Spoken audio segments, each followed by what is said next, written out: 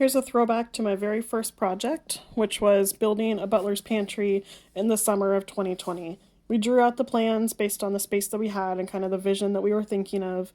We taped out where each shelf was going to go, so we could approximate the different heights. We wanted cereal boxes to fit, paper towels, canned goods, anything that we might need. This was before the lumber prices really went up, so that was a bonus. But it was before I had all my fancy tools, so I hand cut every piece and was really quite proud of how well they all turned out as far as straight cuts and being able to be even. I painted all the pieces in our living room, able to spread them all out and paint them late at night.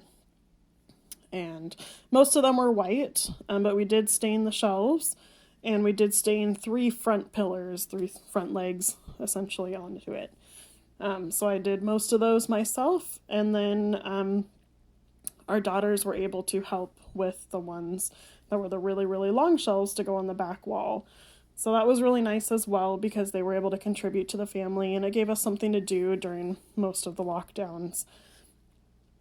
They enjoyed being able to kind of get hands-on and show their work and show what they could help with.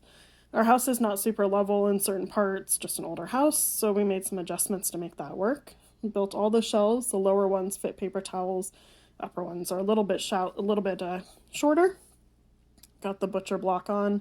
I was really proud when I could sit on it. I was confident in how strong it was, and it was not going anywhere. And then we got all the shelves in as well, and we were ready to actually put our food in there. It was nice to be able to stockpile that, and it really set off my passion for building and renovating and working with tools and wood.